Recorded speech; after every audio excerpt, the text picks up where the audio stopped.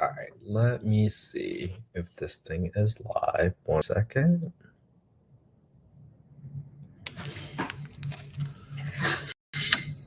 All right, looks like we're live. So today we're going to continue exploring the Birmingham market in 35204. So this is going to be 1 second. Where are we? For those of you on Instagram and you want to see the full screen view, go to youtube.com/@Ken_HG. So this is just a little bit west of Birmingham. Okay. So I just picked on 3 to 4 bedroom properties, found this relatively turnkey property. So let's go ahead and take a look at the condition of this property. Boom, boom, boom, boom. Looks okay, actually. I don't think it needs much work. You're assuming everything was done right. Looks like everything's been renovated. Looks pretty much turnkey, rent ready, in my opinion. Not sure if any of the decking needs anything. Not sure if the siding is okay. Not sure if the roof is okay until you get an inspection. So, but we're gonna assume it's relatively turnkey, right? We'll leave a couple $100 maybe just to kind of get things through, maybe some $500 for landscaping, but that should be pretty good for the most part. Let's do a quick street view to understand what's going on in this property. Well, how do properties look here? I can't really tell because these are up on a hill. I'm just looking to see if there's any like houses that's been blown up. I don't. So this is what I mean by like streets are street. It's really street by street. Like you see this one. This one's just like falling apart. It's right down the street. So you gotta be very careful. That's why you need to have a good team in place, and for them to say, "Hey, are there any drug activity or gang activity on the street?" Because you never know, and you also don't know how old these photos are. Okay. So next thing I want to do is I wanted to go and look up the crime score. Now, if you go to tophap.com and you plug in your address, you can go down to the street section and click on neighborhood. I bet it's going to be really bad. Let's see. Because Birmingham zip codes are always bad. Boom. 179. That's terrible. Now, the only thing I will say about the crime score is 179. That's really, really high. Probably the highest I've seen, right? Now, you see that it's street by street, but then you also see these natural dividers. You see I-20, some big streets. So you never know exactly if it's this area that's bad or that area is bad or is this okay. But because you have a zip code that encompasses multiple different sections and neighborhoods that passes like all these big streets, certain crimes might be concentrated in one area. And that's why if you're in a market that's really street by street, you got to have a team in there that tells you like, oh, this part from this side to this street or from this street to this street, that's a bad street where they might be shooting at each other. That's a local knowledge that you need to look for and for you to get that cleared and where not this is going to be a deal. Okay. So now that we've done a street view, we got a general condition of the property. What is this? Yeah. You see some homes here, like in this little pocket right here. This is like 300 grand homes. So, and these are 60 grand homes. Maybe this area is worse and this area is nicer. You have to find out why that is. And that's how huge a small, less than half-mile distance can make on your properties. Appreciation, value, and crime status. Okay. So the next thing we want to do is we want to get the fair market rents. And this generally is the rent ceiling. So in order for you to find a county, you can get that right from Redfin on Jefferson County. All right. And on Jefferson County, we can go to HUD FMR. You can click access a small area FMR, look up FY 2024 FMR, go to the state, and then go to the county, Jefferson. And now all of a sudden, you're going to see the rent ceiling by bedroom count. And usually, sometimes that might differ by city or county. Usually, sometimes these rent ceilings include utilities. So you got to be careful of that. This is in 35204. So when on this website, you can see that 35204, you can see that the rent ceiling for a 3-bedroom on this property is $1,240. So let's write that one down. $1,240. 35204. And that's estimate the small area from for a 3-bed. Now, I also typically like to just get the rent for a 4-bedroom, just because if there's ever a garage or there's the opportunity to convert an extra bedroom, we want to see whether or not there's an additional lift. Now, we're only going up an extra $150 in terms of rent from a 3-bed to 4-bed, so I don't think that's going to be worth it. But let's take a look. Let's hold our breath. Let's get the market rents next, okay? All right. Market rent. We're going to go to affordablehousing.com. We can go to the owner section, go to the market. Rent ceiling does not equals average. Rent ceiling is essentially what HUD, the Housing Department of Urban Development, calculates to be what they would think is the fair market rents, okay? So it's not the average. It's simply based on their own calculation based on, I don't know exactly what the formula is, but that's how they determine what they're willing to pay. There are certain cities, such as Boston, where I used to live, where they will say, in our city, we will go 120% of the FMR. Why do they do that? Because they might have some city budget or additional allocations so that they can make the rents more competitive. So that's why it's very, very different. And if you ever want to look up your local housing authority's payment standards, that'll be one way to go about it. This is just a much faster way to go about it, just for you to gauge whether or not this is going to be a deal. All right. Now, you can see here, the most important number you want to care about here is this number on the bottom right. On a bottom right number, you will see that within a 1.08 mile radius, there are 25 units being rented out for $11.53. So let's write that one down. $11.53. I'm just going to write down all the rest of these numbers because my partners know how I analyze deals. And I'm going to go ahead and put that on so that they don't have to do this research later. 988 for the zip, 1046 for the city. Whoops, 1046 for city, 980 for that, and 1495. Okay, 1495 for 3-bedroom. Now I'm also gonna get the rents for a 4-bedroom because what if, just in case, I can get a lot higher rents for a 4-bedroom? What might that look like? Okay, nothing changed, I guess. All right. So I'm going to go ahead and assume that I'm only going to use this property for a 3-bedroom, okay? And when you compare the 1240 the payment standard to 1153, there you had to take the lower of the two. Now, why is that? That's because of the rent reasonableness test, okay? The rent reasonableness test states that you cannot charge more rent to a voucher holder, housing choice voucher holder, also called Section 8 in the past, simply because they're a voucher holder for obvious reasons. So if I want to say, hey, you have a unit and you cannot charge more rent than a market rent, so you had to take the lower of the two. You can't charge 1240. Sometimes people make a big mistake, just automatically take the FMR that they see on a website. It's not true. You got to see what the market rent is and what the housing authority is willing to pay for it. All right. So 1150 is going to be the rent that we're going to use for this property. All right. So let's start plugging some numbers in. So this property is listed for $199,000. All right. For renovations, let's go ahead and pull up our rehab calculator. And then we're just going to go through a few things. One, I'm going to assume that I'm going to set aside $1,500 for the roof, just in case there's something that I cannot see, and just in case that there's a little patchwork that needs to happen. I'm going to put in $1,500. I'm going to put in $500 for landscaping because you got to do some upkeep on the property while you're getting your rent ready. I don't believe we need to paint. If the pictures are really true and I don't need to do anything, I don't need to do any painting. I typically like to replace the toilets with a high pressure flush toilet. So there's 2 bathrooms. So I'm just going to put in 2 right here. Very, very minor. But for me, it has helped prevent a lot of clogs at our single family homes. We're not going to have to rewire any electrical work. We'll zero that out. I'm assuming that the water heater is still working, so I'm leaving that at 0. I'm assuming there's no termite issues, so I'm just setting aside $3,500. That's pretty much turnkey for the most part, okay? Now, at $11.50 for rent, now all of a sudden, we got to plug in the property taxes number. I'm just going to get this right from Redfin for now, just to keep it straightforward.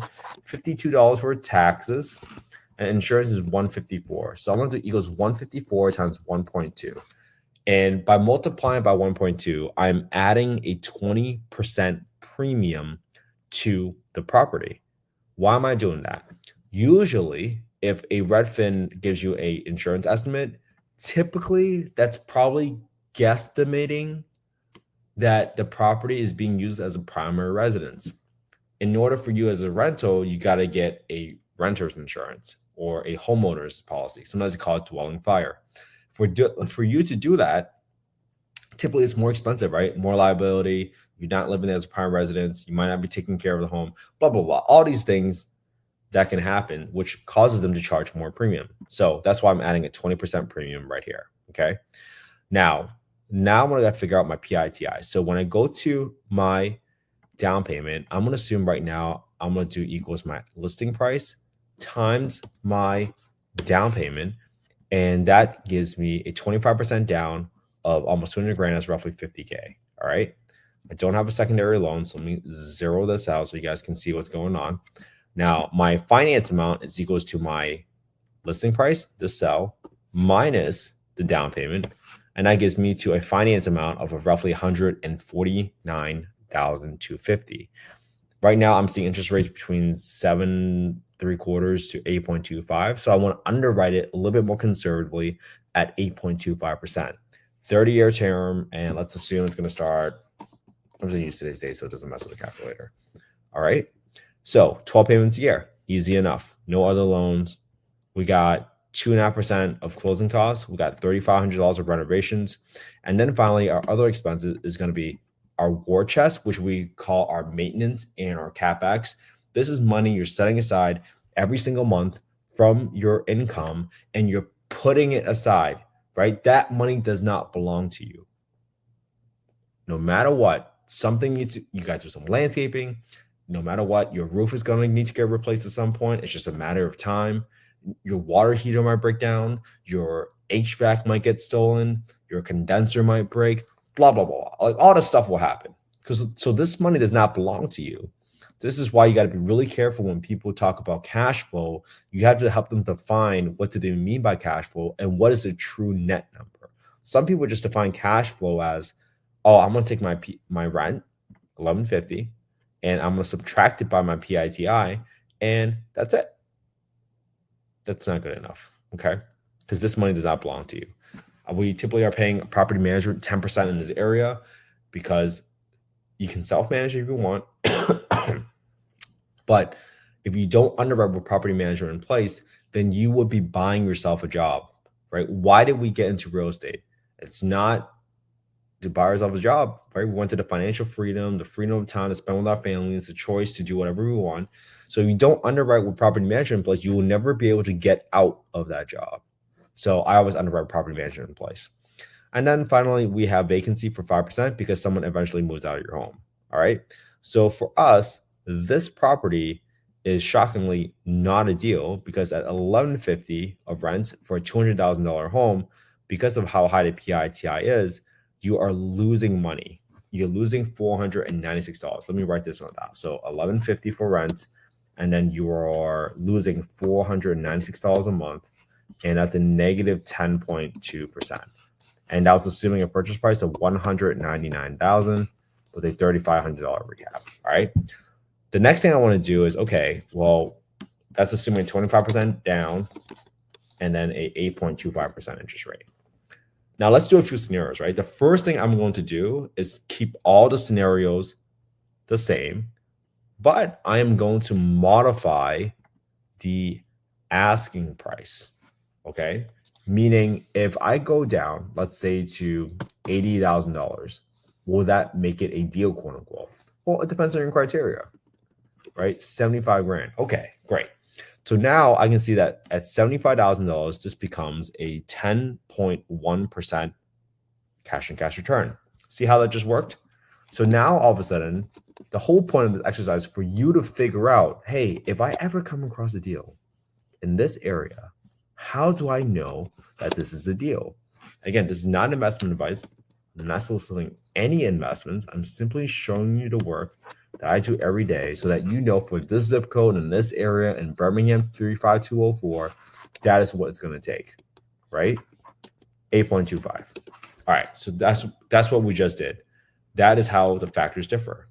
Now, let's say your interest rate changed. Let's say the interest rate went down. What does that do to your willingness to pay?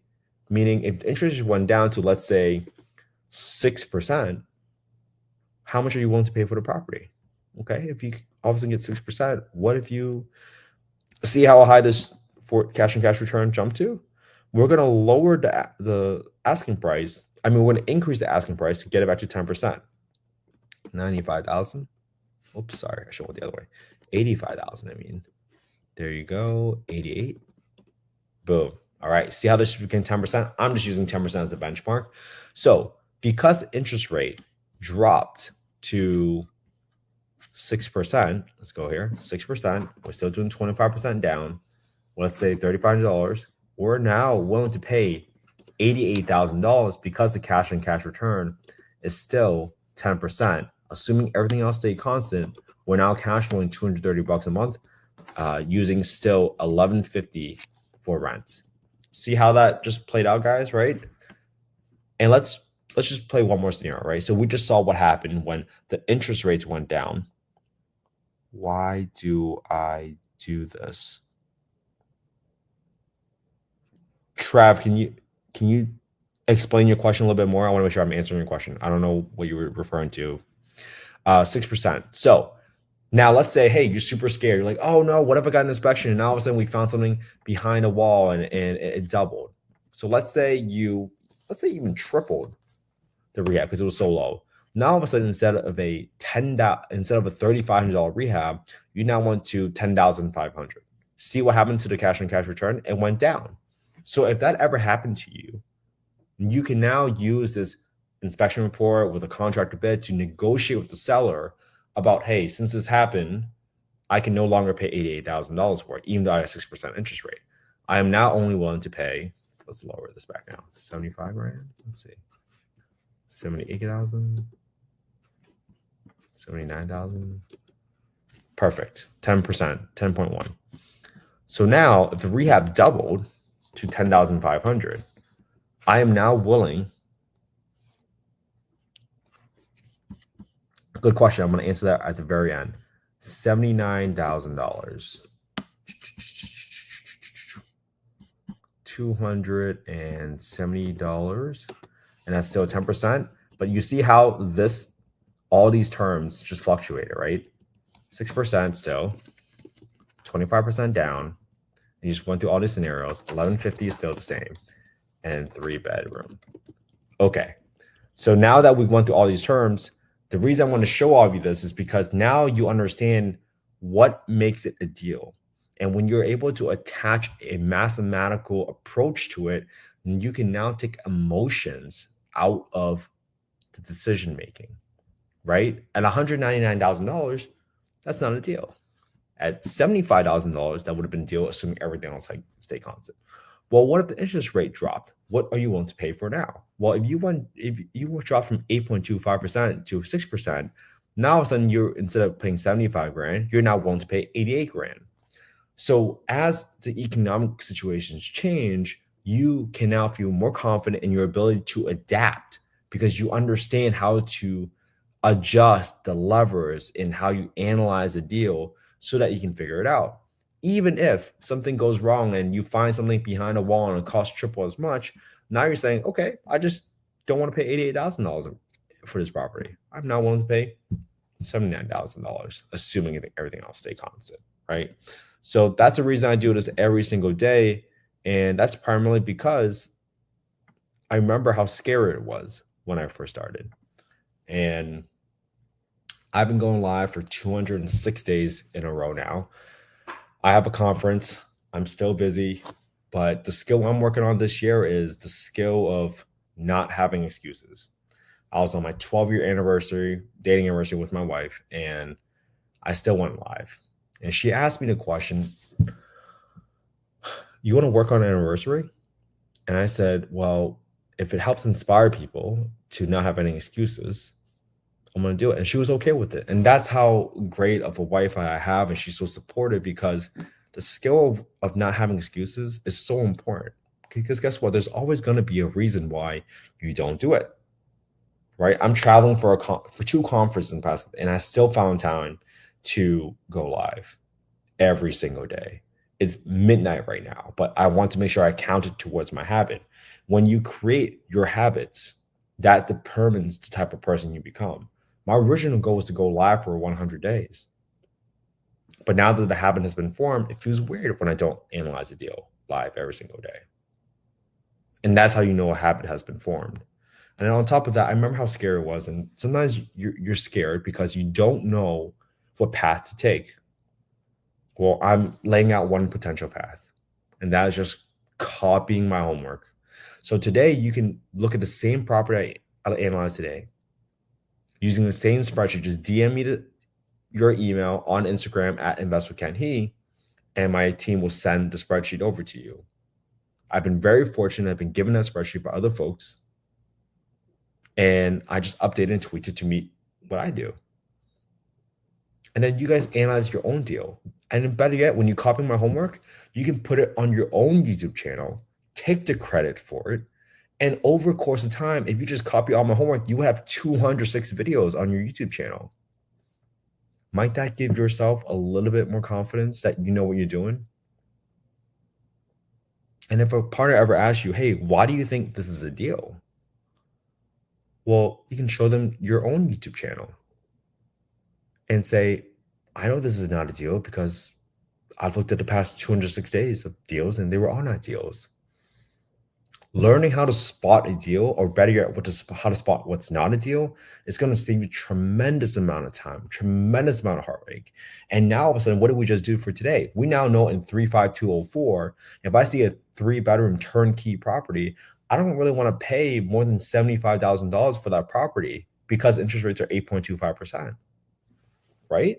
So now all of a sudden, you start creating your buy box. You know exactly what you're looking for, and you go through this zip code and you don't see anything that meets it, then you move on.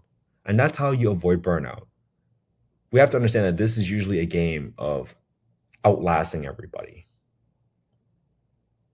You just have to outlast everybody. Most people give up or quit too soon, and usually that's because they're burning out. And you burn out because you do all this work and you don't get any results of it.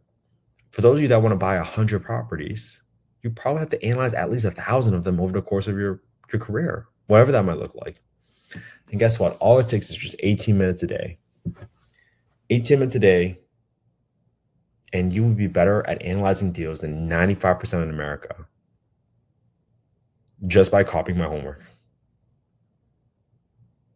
And I hope that really helps everybody. And I just want to thank you all for being part of the community again. Thank you so much for caring about affordable housing, because without people like you, I would have never had the home I grew up in. So thank you so much. Thanks for tuning into the live today.